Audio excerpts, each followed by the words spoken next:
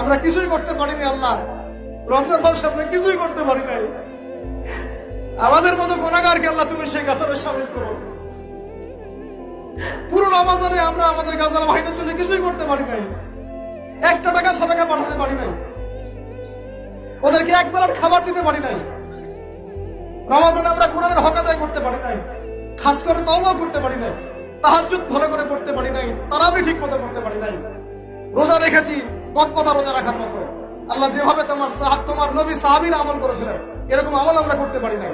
তাও তোমার ক্ষমা, তোমার দয়ায়, তোমার রহমতে আজকে আমাদেরকে ক্ষমা করো এবং এই শিক্ষাগুলো থেকে আমাদেরকে ভবিষ্যতে তৌফিক দান করো, যাতে করে আমরা তোমার রেজামন্দির মতো করে জীবনযাপন করতে পারি, গুনাহমুক্ত জীবনযাপন করতে পারি, ইসলামের জন্য একদম জান মাল সময় শ্রম উজাড় করে দিনের খেদমত করতে পারি।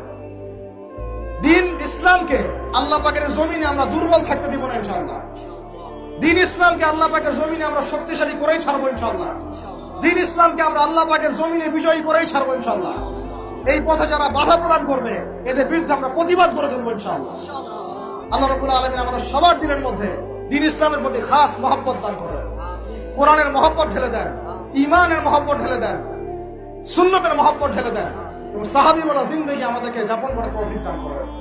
আল্লাহ রাব্বুল আলামিন আজকের এই খুশির দিনে, গুনাহ মাফের দিনে আল্লাহ পাক আমাদের সবাইকে ক্ষমা করে দেন এবং যে ভুল ত্রুটিগুলো আমাদের দ্বারা হয়েছে আল্লাহ পাক সমস্ত ভুল ত্রুটিগুলো মাফ করে দেন এবং আগামীতে যেন এমন ভুল ত্রুটি না হয়, রমাদানের শিক্ষাগুলোকে নিয়ে পুরো বছর আমাদেরকে জীবনযাপন করার তৌফিক দান করে দেন।